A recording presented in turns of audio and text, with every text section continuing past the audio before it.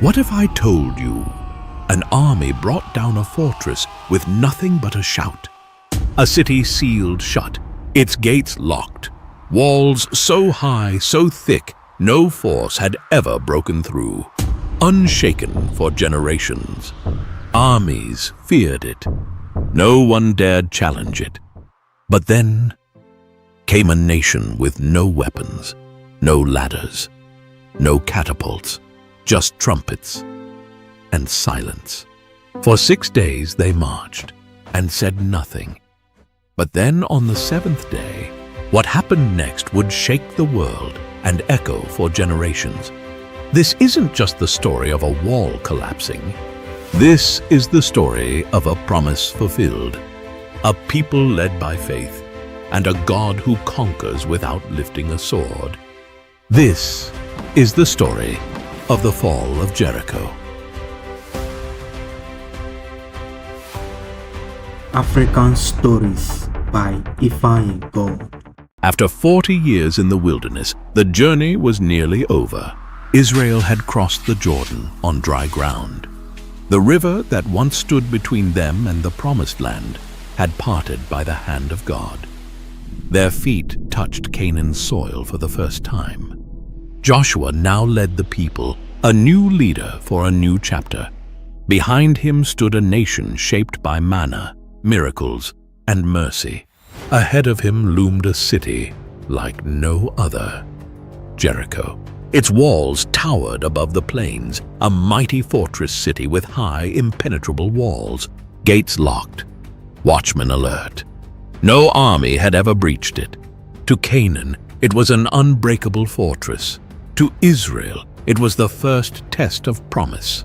It stood as an intimidating obstacle on the path God had laid out for them, heavily guarded. Feared throughout the region, no one went out. No one came in. Jericho closed itself off, not because of Israel's weapons, but because of the God they served. But this battle would not be won with swords. It wouldn't be won with strength, because the war for Jericho belonged to the Lord. Before the people ever stepped foot into Canaan, Joshua had quietly sent 2 men ahead from their camp at Shittim to scout out the land, especially Jericho. The men crept through the darkened valleys and approached the great city quietly. As they entered Jericho, their path brought them to a modest house nestled into the city wall itself. The owner was Rahab, a woman known in Jericho, though not for noble reasons. She was a prostitute, living on the margins of society. But why Rahab? Why would God choose a prostitute, a woman so overlooked by society, to play a part in his plan as his instrument? Rahab was no ordinary woman. Though her profession placed her outside respectability, she had heard the stories. Stories of a God who split the Red Sea, who provided manna from heaven, and who conquered mighty kings like Sihon and Og on the east of the Jordan. Her heart was stirred with awe and reverence. She believed that this God was unlike any other. That night, when the king of Jericho got word that Israelite spies had entered the city, he sent men to Rahab's home, demanding she hand them over. Rahab faced a choice. She could betray the strangers and save herself, or protect them and risk everything. With a courageous heart, she hid the spies on her roof under stalks of flax, and claiming that the men had already fled, she sent the king's soldiers on a wild chase outside the city. When the danger had passed, she climbed to the roof under the moonlight and spoke to the men. I know that the Lord has given you this land. We are all afraid of you. Everyone in this country is living in terror, for we have heard how the Lord made a dry path for you through the Red Sea. We know what you did to Sihon and Og. The Lord your God is the supreme God of the heavens above and the earth below. She then made a bold request. Please swear to me by the Lord that you will be kind to me and my family when Jericho falls. The spies, moved by her faith, agreed. They gave her a simple sign, a scarlet cord to tie on her window. They said to her, Hang this cord on the window facing the outside wall and gather your family inside your home. When the Lord delivers Jericho, no harm will come to you." With that, Rahab helped them escape, lowering them down through a rope outside her window. The men fled into the hills, hiding for 3 days as Jericho remained sealed tight. Then they returned to Joshua with one message: "The Lord has truly given all this land into your hands."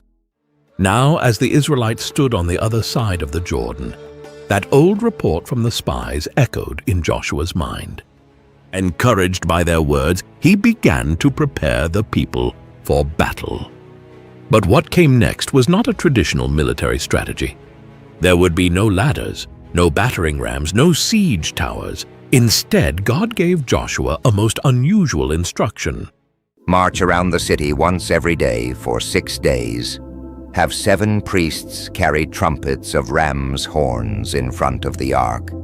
On the 7th day, march around the city 7 times, and then blow the trumpets. When you hear a long blast, have all the people shout with a mighty shout. Then the walls of the city will collapse. It sounded absurd, childlike even. But Joshua knew God's ways were higher than man's understanding. So he gathered the people and shared the plan. African Stories by Ifeanyi God. On the first day, the people of Israel assembled in quiet obedience and determination. Under the watchful eyes of Jericho's guards, they marched in perfect formation around the city's walls. At their forefront, 7 priests carried the Ark of the Covenant, the sacred symbol of God's presence among them. As the procession advanced, the only sound to pierce the heavy silence was the deep, haunting blast of 7 ram's horns, echoing like a divine call through the air. The guards peered from the city walls, puzzled by the strange procession. By the 2nd and 3rd days, the soldiers on the walls began to sneer and mock. Is this some childish ritual? No attack, no fight. What trick is this? But by the 5th and 6th days, laughter turned to unease. The endless circling, the silence except for the horns. It was no ordinary battle. The mood in Jericho changed. Markets emptied. Windows closed. Fear started to ripple through the soldiers as they stood stiff on the walls, their eyes fixed on the Israelite camp. They marched, and still not a word was spoken. They marched, and Jericho watched. The stage was set. The people of Israel had obeyed. The ark had been carried. The priests had sounded their horns. And the walls waited. As the first light of dawn crept over the horizon, the camp of Israel stirred with purpose. This was no ordinary morning. Today was the 7th day, the day everything would change. From the top of Jericho's walls, guards watched with wary eyes. Joshua walked among the people, his face calm, yet fierce with focus. The priests took their positions, carrying the Ark of the Covenant with reverence. 7 of them held Ramses' horns close to their lips, waiting for the moment. The people fell into formation behind them, all ready. The command was clear: march. And they did. Once, twice, 3 times, 4, 5, 6. From the walls, Jericho's watchmen no longer mocked. They stood frozen and terrified. Then came the 7th lap. The priests raised their horns and blew a thunderous blast. The signal. Joshua turned to the people, his voice rising above the echoes of the horns. Shout, for the Lord has given you the city. And in that moment, they did. From thousands of Israelite voices came a roar unlike anything the city had ever heard. A holy battle cry, full of faith, fury, and fire. The earth seemed to tremble beneath their feet. The sound cracked through the air like a storm over the mountains. And then it happened. A groan, a rumble, a crack. The ground beneath Jericho shifted. The mighty walls, those thick, towering walls built to keep enemies out, buckled inward, as though pressed by the weight of the heavens. Stones burst like splinters, foundations collapsed, watchtowers crumbled into heaps of dust. Screams echoed from within the city. In seconds, Jericho's unbreakable defense became nothing more than rubble. Israel's warriors rushed in. The city, now exposed, fell quickly. But one house, one section of the wall, remained intact. The home of Rahab. Surrounded by her family, her parents, her siblings, even distant relatives, she held her breath. She had obeyed, she had believed, and now she could only trust. Then, two figures rushed in. It was them. The same spies she had once hidden under flax on her rooftop. Now they had come to keep their word. "Rahab," they called, "come quickly, come!" Just as they had sworn, the spies led Rahab and her family out of the city before the destruction was complete. Rahab and her family were brought outside the camp of Israel for purification. But her story didn't end there. She wasn't just spared, she was welcomed, adopted, brought into the people of God. Her past no longer defined her. Her faith did. The rest of the city was burned, and everything in it, except for the silver, gold, bronze, and iron, was set apart for the Lord's treasury, because this victory belonged to God alone. As the smoke rose over the ruins, Joshua turned to the people and pronounced a curse upon the ruins of Jericho. "Cursed is the man who tries to rebuild this city. At the cost of his firstborn, he will lay its foundation. At the cost of his youngest, he will set up its gates." The victory at Jericho was more than just a military win. It was a spiritual triumph. It signaled to all of Canaan that the God of Israel was with his people. Word spread like wildfire. Kingdoms trembled. Kings began to form coalitions, fearing the approach of Joshua and his God-led army. But for Israel, the fall of Jericho was a test of obedience. Had they tried to take the city by their own methods, they would have failed. But because they obeyed, even when it made no sense, they saw God move in power. For Rahab, it was a new beginning. She was no longer Rahab the prostitute, but Rahab the faithful, grafted into the nation of Israel. She would go on to marry a man named Salmon from the tribe of Judah, and together they would have a son named Boaz, the same Boaz who would one day marry Ruth. From them came Obed, the father of Jesse, who was the father of King David. And generations later, Jesus, the Messiah. Yes, think about it. Rahab, a pagan prostitute from a condemned city, became a direct ancestor of the King of Kings. Why?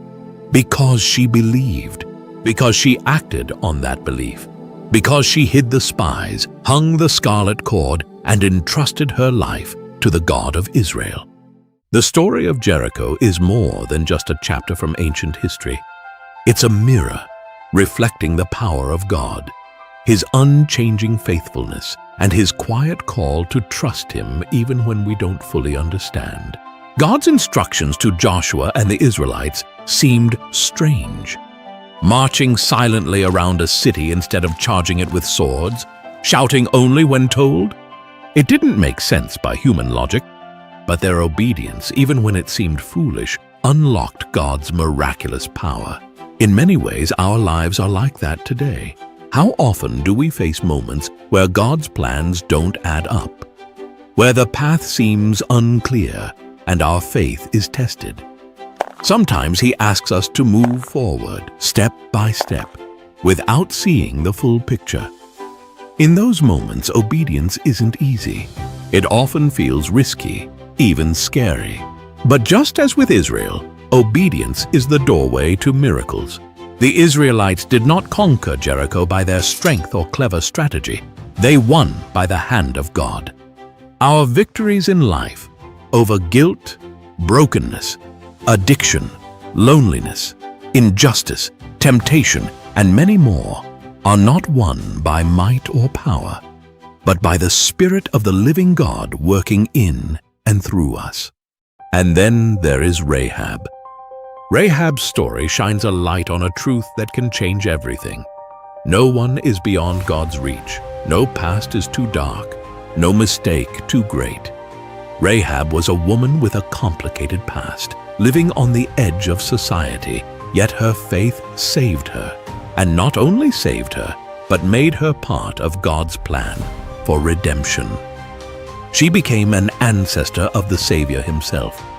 Her story whispers hope to anyone who feels unworthy or forgotten, that God sees beyond who we were and calls us into who we can become. So, what walls are standing in your life today? Fear? Doubt? Past mistakes? Like Jericho's walls, they seem unbreakable. But when faith meets obedience, when you trust God beyond what you can see, those walls begin to fall. When God leads, victory comes.